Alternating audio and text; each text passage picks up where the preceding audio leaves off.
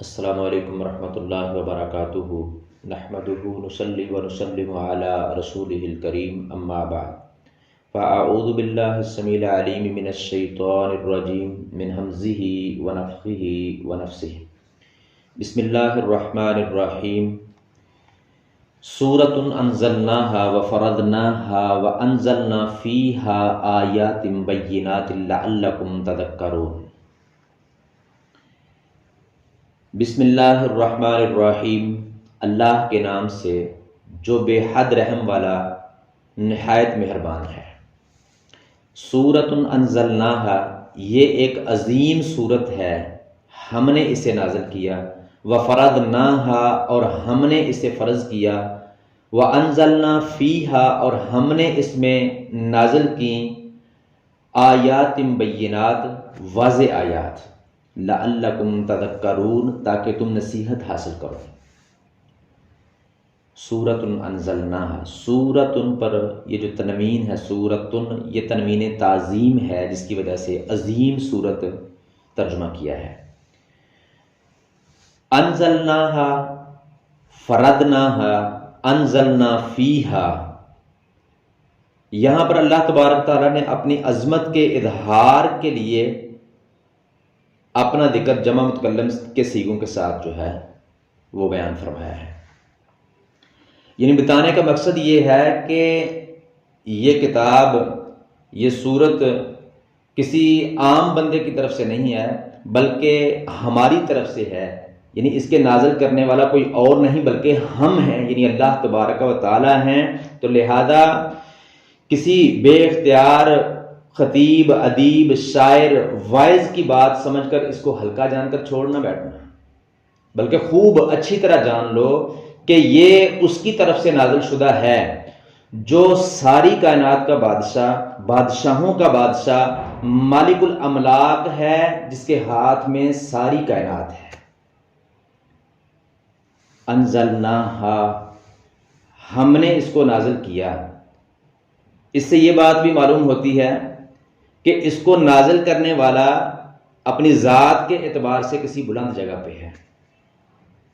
اس کو نازل کرنے والا، نازل اوپر سے نیچے جو چیز اتاری جاتی ہے اس کو کہتے ہیں نازل کرنا۔ تو اس کا نازل کرنے والا، اس کا اتارنے والا اپنی ذات کے اعتبار سے بلند جگہ پر ہے، جس طرح کہ اس نے خود بھی فرمایا سورۃ طٰہٰ آیت نمبر 5 میں، الرحمن علی العرش استویٰ،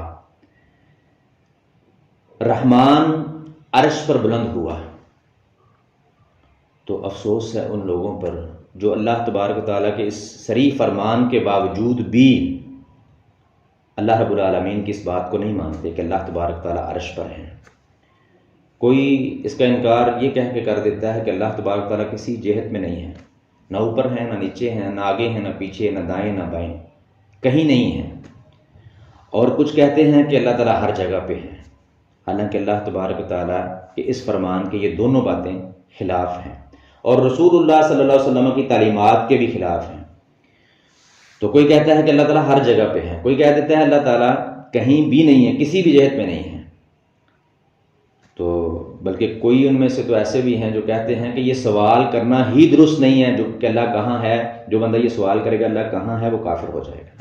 حالانکہ ان کو اللہ تبارک تعالیٰ کے عذاب سے ڈرنا چاہیے کہ ان کے اس فتوے کی زد میں کون کون آ رہا ہے۔ خود رسول اللہ صلی اللہ علیہ وسلم نے یہ سوال کیا ہے، اللہ کہاں ہے؟ صحیح مسلم میں 537 نمبر پہ روایت ہے، رسول اللہ صلی اللہ علیہ وسلم نے خود سوال کیے۔ چنانچہ معاذ بن حکم السلمی رضی اللہ تعالیٰ عنہ بیان کرتے ہیں، کانت لی جاریۃ ترعی غنما لی قبل احد والجوانیۃ، میری ایک لونڈی تھی جو میری بکریاں چرایا کرتی تھی احد اور جوانیہ کے اطراف میں۔ فاطلعت ذات یوم، ایک دن میں بھی اس طرف جا نکلا، فاذا الذئب قد ذهب بشاۃ عن غنمها، تو اس کی بکریوں میں سے ایک بکری کو بھیڑیا لے گیا۔ وانا رجل من بنی آدم، میں بھی آدم کی اولاد میں سے ایک بندہ تھا۔ آسف کما یعصفون، تو مجھے بھی افسوس ہوتا تھا جس طرح ان کو ہوتا ہے۔ لیکنی سککتھا سکتن، میں نے اس کو ایک زوردار تماچا مار دیا۔ فَأَتَيْتُ رسول اللہ صلی اللہ علیہ وسلم، پھر میں رسول اللہ صلی اللہ علیہ وسلم کے پاس آیا، فَعَدَّمَ ذَلِكَ عَلَيَّ، تو نبی صلی اللہ علیہ وسلم نے میرے اس کام کو بڑا برا جانا۔ فَقُلْتُ یا رسول اللہ، میں نے کہا اللہ کے رسول صلی اللہ علیہ وسلم، أَفَلَا أُعْتِقُهَا، کیا میں اس کو آزاد کر دوں؟ یعنی جو یہ میں نے کام کیا ہے، اگر یہ برا کام ہے تو اس کے بدلے میں اس کو آزاد کر دوں۔ قال ائتنی بها، نبی صلی اللہ علیہ وسلم نے فرمایا اس کو میرے پاس لے کے آؤ۔ فأتیتہ بها، میں اس کو آپ صلی اللہ علیہ وسلم کے پاس لے گیا۔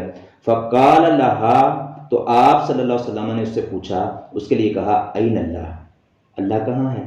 قالت فی السماء، اس نے کہا آسمانوں پر ہے۔ قال من انا، اللہ کے حبیب علیہ السلام نے دوسرا سوال پوچھا میں کون ہوں؟ قالت انت رسول اللہ، اس نے کہا آپ اللہ کے حبیب علیہ السلام، اللہ کے رسول صلی اللہ علیہ وسلم ہیں۔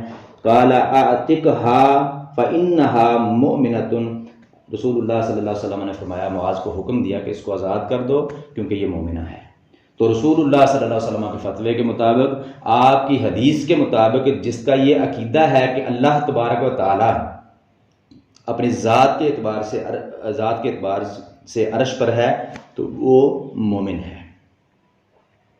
تو ایک طرف رسول اللہ صلی اللہ علیہ وسلم کا فتویٰ ہے، ایک طرف ان کا فتویٰ ہے کہ اللہ کہاں ہے، یہ سوال پوچھنے والا کافر ہو جاتا ہے۔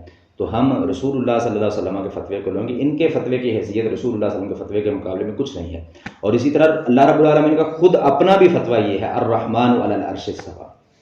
اور اسی طرح صحیح بخاری اور مسلم کی متفق علیہ حدیث ہے، رسول اللہ صلی اللہ علیہ وسلم نے فرمایا لما قضى اللہ الخلق كتب فی کتابہ فهو عنده فوق العرش ان رحمتی غلبت غضبی۔ رسول اللہ صلی اللہ علیہ وسلم نے فرمایا لما قضى اللہ الخلق، جب اللہ تبارک تعالیٰ نے مخلوق کو پیدا کیا، كتب فی کتابہ، تو اس نے اپنی کتاب میں لکھا، کس کتاب میں؟ فهو عنده فوق العرش، جو اس کے پاس عرش پر ہے، ان رحمتی غلبت غضبی، کہ بے شک میری رحمت میرے غضب پر غالب ہے۔ تو اللہ رب العالمین نے جو کتاب لکھی لوح محفوظ، وہ کدھر ہے؟ فَهُوَ عِنْدَهُ فَوْقَ الْعَرْشِ، وہ عرش پر ہے۔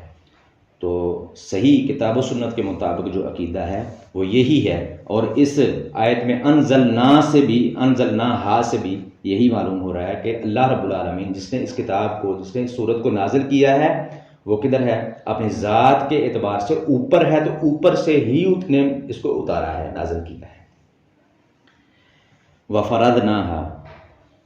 وَفَرَضْنَاهَا کا معنی صحیح بخاری کتاب التفسیر میں سورہ نور کی تفسیر میں امام بخاری علیہ رحمہ فرماتے ہیں وَمَنْ قَرَأَ فَرَضْنَاهَا يَقُولُ فَرَضْنَا عَلَيْكُمْ وَعَلَىٰ مَنْ بَعْدَكُمْ، یعنی اللہ تبارک تعالیٰ فرماتے ہیں اس کو ہم نے فرض کیا ہے تم پر اور تمہارے بعد آنے والوں پر۔ یعنی فرمایا کہ ان احکام کی حیثیت محض سفارشات نہیں ہے کہ ان پر عمل کرنا چاہو تو کر لو، نہ دل مانے تو نہ کرو، یہ نہیں ہے، بلکہ ان احکام کو ہم نے فرض کیا ہے تم پر بھی اور تمہارے بعد آنے والوں پر بھی، یعنی قیامت تک آنے والے لوگوں پر اس کے احکام جو ہیں وہ فرض کر دیے گئے ہیں، ضروری ہیں۔ یہ نہیں ہے کہ دل مانے کرو، دل مانے نہ کرو۔ وَأَنزَلْنَا فِيهَا آيَاتٍ بَيِّنَاتٍ، تو یعنی اس میں کوئی پیچیدگی نہیں ہے، کوئی ابہام نہیں ہے، بلکہ واضح صاف ہدایات ہیں، صاف احکامات ہیں۔ یہ نہیں ہے کہ کوئی بندہ کہے کہ یہ بات مجھے سمجھ نہیں آئی اس میں سے تو اس پہ میں نے عمل نہیں کیا، نہیں، ایسی کوئی بات نہیں ہے، کوئی ابہام پیچیدگی نہیں ہے، بلکہ واضح ہدایات، واضح احکامات ہیں، تو اس پر ہمیں عمل کرنا چاہیے۔ تو اس آیت کریمہ میں اللہ تبارک تعالیٰ نے تمہید جو ہے وہ باندھی ہے، احکامات اس سے اگلی آیات میں جو ہے وہ بیان کیے ہیں۔ تو اللہ تبارک تعالیٰ سے دعا ہے کتاب و سنت کو صحیح معنوں میں سمجھنے، عمل کرنے اور دوسروں تک پہنچانے کی توفیق عطا فرمائے۔ وما توفیقی